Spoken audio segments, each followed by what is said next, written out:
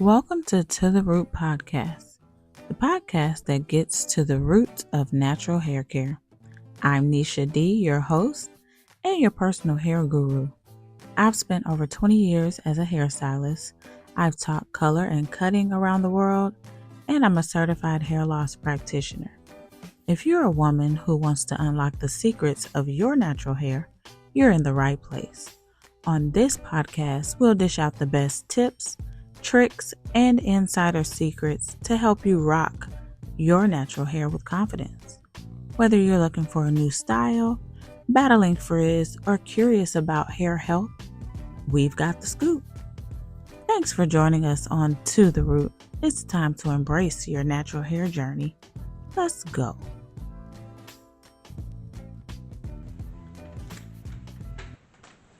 Welcome to the Root Podcast. I'm your host, Nisha D. I am so excited to have you guys here. I just want to say, hey girl. Today, our guest is Miss Z. Miss Z is a certified public accountant and owner of Credible Accounting Solutions Incorporated, a full-service accounting firm that's located in Snellville, Georgia. She has over 30 years of accounting experience, from bookkeeping to income tax preparation. She earned her Bachelor of Science degree at Jackson State University and became a licensed CPA by the Georgia State Board of Cosmetology. I'm sorry, I'm the State Board of Cosmetology. She is the State Board of Accountancy. See, wrong thing, but y'all get the point. Welcome, Miss Z. Yay. Thank you. All right, so let's jump right into our topic of the day. It's tax time, y'all. It is tax time. How many of y'all already have y'all stuff together and prepared and ready to file your taxes? How many of y'all scrambling around, still trying to figure it out? Okay. Well, I want to ask Miss Z some of her professional opinions, professional advice that she can help us out with as hairstylists, as small business owners, entrepreneurs, wherever you claim yourself to be. We need some help out here in these streets. So, Miss Z, Yes. what do you feel like are most common mistakes people make when filing their taxes? Number one is understanding that their physical or electronic signature says, I agree with everything in this tax return. So if your tax return is falsely prepared, the IRS holds you accountable because you've agreed to whatever is in it. I see that mistake a lot. And sometimes people don't pay attention to what is in their tax return. So when the IRS contacts them, they're surprised when they find out the tax preparer has, written off $50,000 for surgery, or created a business on their behalf just so they can calculate a refund. And it's all unbeknownst to the tax preparer. So I would say the tax payer. So I would say to make sure that before you sign on dotted line, that you know what your tax return says. Y'all, they always tell y'all to read these contracts. You gotta read. It's a contract. You gotta read your contract before you sign it. You be agreeing to some stuff you don't even know about. Truth. So, what are some must-have deductions for entrepreneurs and small business owners? So one that I find that people miss quite frequently, which is surprising, is cell phone. Because you have a cell phone and you may use it for personal reasons, but if your clients contact you by your cell phone, then that's a business expense. If you have to buy a new cell phone, that is a business expense. So really keep those things in mind. Keep those in mind. Mileage is another one. If you have a business where you visit multiple clients, then your mileage from between each of those clients is a tax deduction. You just need to track it. And then the last I would say for people that have rental properties, if they're small businesses, rental properties is the expenses that's associated with their rental property. Let's say someone has a property ready for renting, but no one moves in until the middle of the year. Well, if you had to pay the utility bills for the first half of the year, that's a business expense because it's associated with your rental property. Mm. And you said something about tracking. Um, Tracking mileage. What's a good way to be able to track mileage throughout the year? I would say get an app. There are plenty of them. Some of them are free, some that you have to pay for, and some that will automatically, if it's on your phone in your car, when the car starts, then the track starts. I mean, the tracker starts. So it knows that you're in the car, you're driving. It'll track the miles, and then it'll ask you, were the miles you just drove, were they personal miles or were they business miles? And then it tracks it for the year, and at the end of the year, you'll have what your total miles are. Okay. I need to get that. I need to get that. I'm always struggling with calculating mileage at the end of the year. All right. What's one overlooked tax deduction that could save people money? Charitable contributions.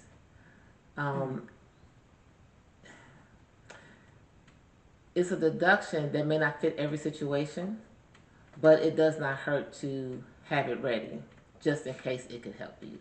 And not just cash contributions to churches or other nonprofit organizations, but also non-cash contributions like to Goodwill. I know that Goodwill or the IRS will let you write off $500 without any documentation when you donate to Goodwill. But if you're donating large, like most people when they move or move, if they're moving from one home to a larger home and they want new furniture, then they'll give away all their furniture to Goodwill. That is more than $500 worth of a deduction, but you need to have documentation to support your deduction. And it's a simple list. My couch, I paid $500 for it. I've had it for 5 years. I think today it's worth $100, and you just have that list so that you'll have a better idea of what you're actually donating and what you can write off. So if I'm donating to, like let's say domestic violence shelters, if I'm donating clothes and things to them, that's something I can write off too? As long as they are a 501c3 organization. Okay. Do I still get that same $500 that I get for Goodwill? Yeah. Oh, no. So I think what you're asking is it $500 per organization? Oh, it's $500 total? Yes. Oh, Lord. And that's why people miss out if they're giving many deductions, but they're only getting that $500 because they're not tracking. Okay. So, is it really worth keeping all your receipts, or are there better ways that you can track business expenses? So I always say that receipts are the ultimate foundation of deduction. But in today's world of AI and computers and phones and apps and programs, syncing your business account to your business bank account to software like QuickBooks, Mint, Quicken, FreshBooks, Zero with an X, allow for a more efficient way to track expenses and income. It also makes it easier to run reports that have totaled everything by expense type.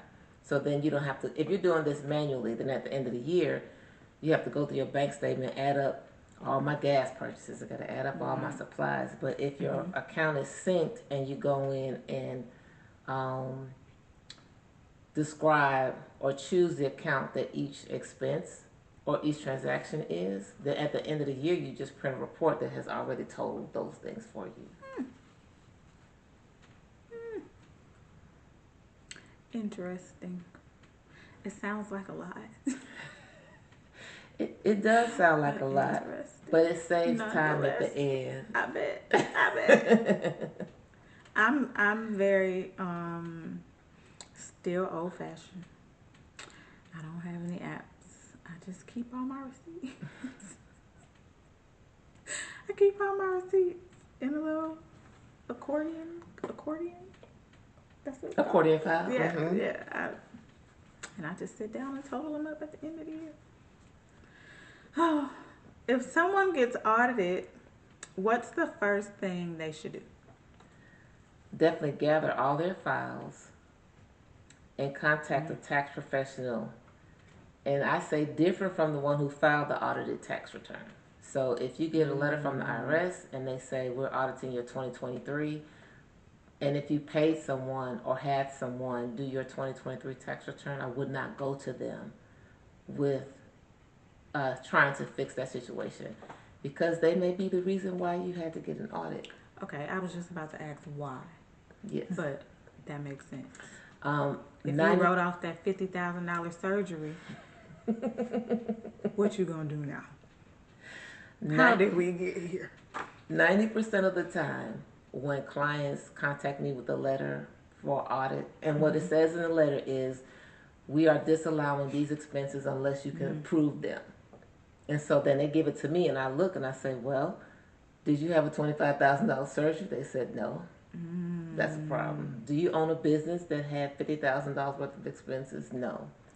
So that's why I say go to someone different, crushing, so that you can see from a different perspective, one, what's going on, and also in the event that the person is see it. Because if you go to the same person, they just may try to cover it up with more fraud. But like, you just kind of screwed, because number one, you signed off on that tax return. Number two, you signed off on the tax return. And if you got a refund, guess what? You have to pay the money back. They want all their money, and they about to redo your taxes, so you might owe. Exactly. Oh my God, you gotta pay them back a lot. Y'all better stop playing with the IRS. Get your business affairs in order.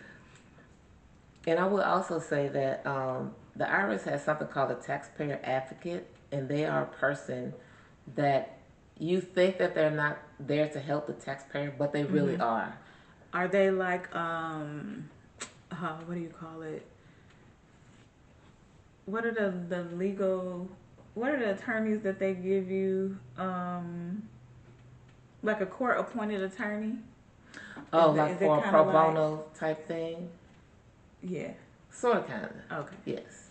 But they're supposed to help you get your records, your filing together without being biased. Okay. They're actually there for the taxpayer. Okay. We'll see. Well, I won't see, because I don't have that problem. Y'all gonna see.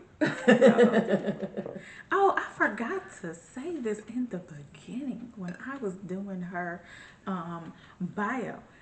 Miss Z has been doing my taxes for like the past a long time. 20, I don't know, since I've been working. A long time. Like 20 some years. I don't know. Anywho, so what's one piece of advice you'd give to someone who feels overwhelmed by taxes, whether by doing them, if they're trying to do them themselves, thinking that they possibly gonna owe $100 million to the IRS? What advice would you give them? I would say, one, to really know your tax return. And I know, especially if, for instance, I can't stand biology. If you gave me anything from a science book, I would just automatically shut down. I can't understand it. But I bet if I took the time to understand it, it would be, especially if I talked to someone who knew what they were talking about, knew what I was looking at, they could probably break it down to me and help me understand. So that's what I say you should do with your tax return, is really find someone that can help you understand what everything means. Because the more you understand something, the more you feel, the less you feel stressed by it. Gotcha. Yeah, that's how I feel about math. I don't want to do nothing math other than add and subtract. Yeah. Yeah. And I will say too, for people that owe or may feel have some kind of angst because they may feel like they owe. I know that the IRS can be very threatening. You know, when things get to a certain point, they will say, I'll put a levy on your assets. We'll try to come after your home. We'll try to come after your car, your bank account. They can put a freeze on. But the bottom line is that the IRS really just wants the money. They will work with you. If you do a payment plan, even if you do a payment plan and when you do your taxes the next time around and you owe more money and you have not paid off the other payment plan, they will still work with you to do another one. They really just want the money. And it takes them a while to get to the point where they say, we're going to place a lien, we're going to freeze your account. They will do it. But it takes them some time to get to that point. But as long as you stay in contact with them, they will work with you. And they also recognize that some people may not be able to pay. So they'll take information from you over the phone, your income and your bills, and if they can calculate that you don't have enough to pay, then they'll put your account on hold. And then, even though you're not... but they still want their money. They still want the money. They still want the money. We'll give you some money to pay. But you still gonna pay me. That process will keep them from the liens and the freezing of the accounts and those things. Okay. Yeah. Okay. I guess you ain't that bad, IRS. So, where can people, and this is a tricky question, where can people find trustworthy tax professionals? And what should they look for? Like, how I know you ain't sketchy? So, people that are registered with the IRS to file tax returns have something called a PTIN. PTIN? Okay. It's a tax preparer. I don't remember well, it's probably preparer tax identification number. That's probably what it stands for. And so it's not like a private number. So if you go to someone and say, hey, are you registered with the IRS? Ask them what their PTIN number is. You can go to the IRS's website for a directory of those people that are registered with them to file tax returns.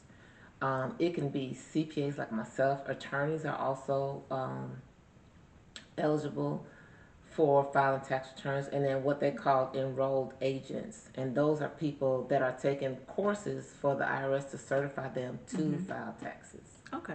Okay. Well, that don't mean that they ain't shady. It doesn't mean that they aren't shady. I say, use some discernment. You know if them people trying to get over on you or not.